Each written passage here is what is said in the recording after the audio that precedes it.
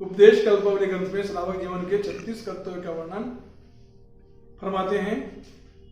उन कर्तव्य में 15वां कर्तव्य है स्वाध्याय, जिसका अधिकार अपन सुन रहे हैं।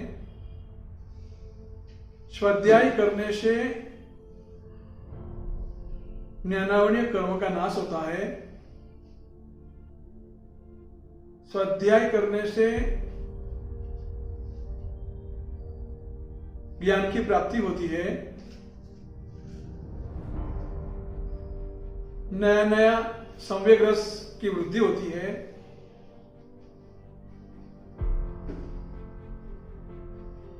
ज्ञानी श्वासोच्छ्वास में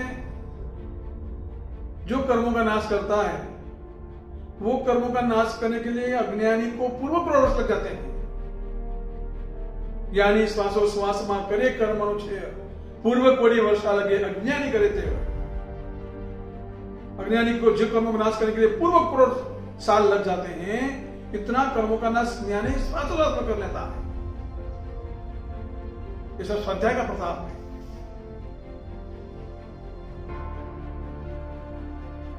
अहमदाबाद के अंदर करीबन मैंने सुना था 700 बच्चों को अत्याचार याद है। अरे अम्बावाड़ी की एक बच्ची जिसका नाम है वीरती, 4.5 साल की, और सचनाट अत्याचार बोल लेती है। 6 साल का भैया और उसकी 8 साल की बहना, इन दोनों भाई बहनों को इतनी छोटी उम्र में 5 प्रतिक्रमण, 4 प्रकरण, 3 भाष्य, व्याकरण, ज्ञान, अध्याय, तत्वार्थ सूत्र आदि सब पाठ है। ये सब कैसे हुआ? तो स्वाध्याय के प्रताप से। विद्या यत्नानुसारिणी, कीर्ति दानानुसारिणी, बुद्धि कर्मानुसारिणी और लक्ष्मी पुण्यानुसारिणी। पुण्य होता है तो लक्ष्मी आती है, किसी का मुंह देखकर के लक्ष्मी नहीं आती। और दान अनुसार कीर्ति मिलती है, और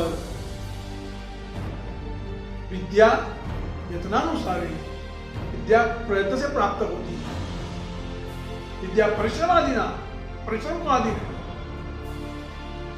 तो मेहनत करने वालों को सफलता जरूर मिलती है। पाठशाला अपने बच्चों को भेजे, तो बच्चों को नहीं, बड़े को भी पाठशाला जाने जरूरी है। आज पाठशाला बच्चा जाएगा तो कल आगे जाके संघ को संभालेगा, शासन को चलाएगा। तो ज्ञान पाठशाला में प्राप्त होता है, हमें ज्ञान आत्मा के माध्यम में पर होती है। स्वाध्याय का मतलब भी तो यही है, स्वाध्याय स्वयं आत्मा का अध्ययन कराना, आत्मा का अध्ययन कराना, आत्मा को हितकारी ऐसे शास्त्रों का पठन पाठन करना। और पठन पाठन भी सुयोग्य काल में किया जाता है। स्वाध्याय के लिए भी योग्य समय होना चाहिए। अकाल वेला में स्वाध्याय करते हैं, कभी अंदर हो जाता है। हम कहते हैं, हम बोलते हैं ना, ज्ञान काल वेला में पढ़े हो नहीं, अकाले पढ़े हो। एक बार एक महाराज जी काल का समय का ख्याल रखे बिना रात्रि के समय में कालिक सूत्र का स्वाध्याय कर रहे थे।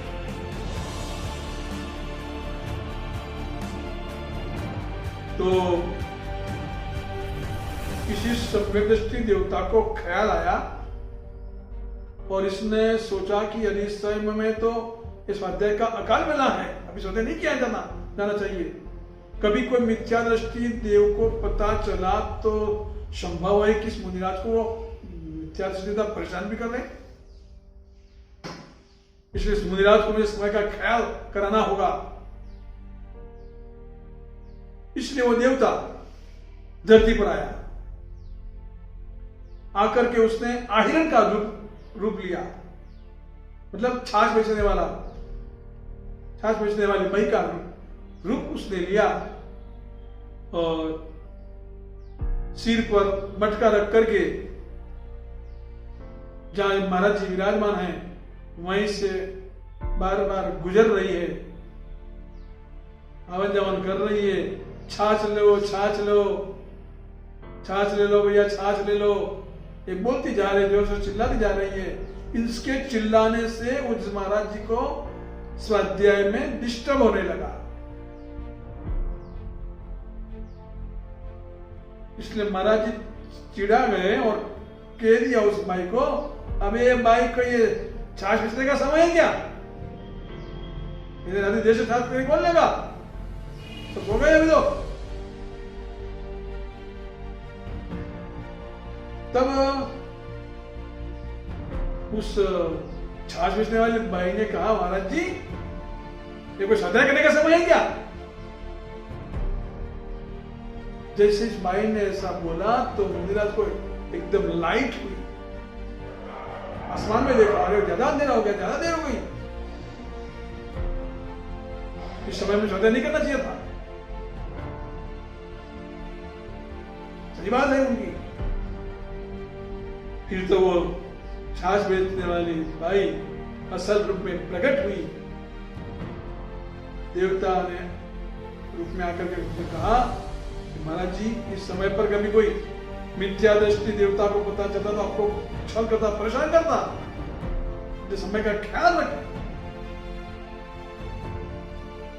तो स्वाध्याय भी समय पर किया जाता है। जैसे खेती, अनाज ऋतु अनुसार फसल होती है उसकी, उसी तरह समय पर भी स्वाध्याय किया जाता है तो हमें विशेष लाभदायी बनता है, कर्मों का नाश करने वाला बनता है। योग्य समय पर यदि हम स्वाध्याय नहीं करते तो भी हमको अतिचार लगता है, और अयोग्य समय में भी यदि स्वाध्याय करते तो भी अतिचार लगता है। साधु को स्वाध्याय का समय का ख्याल होना चाहिए, स्वाध्याय करने का ख्याल होना चाहिए। नाना वणिज कमम खमई, ज्ञान और कर्म अक्षय इस स्वाध्याय से होता है। कब तक स्वाध्याय करना चाहिए? उसके लिए कोई उम्र का बात नहीं होता, कोई उम्र का बंधन नहीं होता। एक वृद्ध पुरुष ने बड़ी उम्र में दीक्षा ली और दीक्षा लेकर के ज्ञान की ऐसी लगने लगी उनको कि जोर जोर से सूत्र को याद कर रहे हैं, स्वाध्याय कर रहे हैं। किसी ने पूछा कि अनी उम्र में कई मेहनत कर रहे हैं, ईश्वर क्या नाम बेकार मेहनत कर रहे हैं, क्या सामेले फूल खिलेगा क्या? सामेले फूल खिलेगा क्या?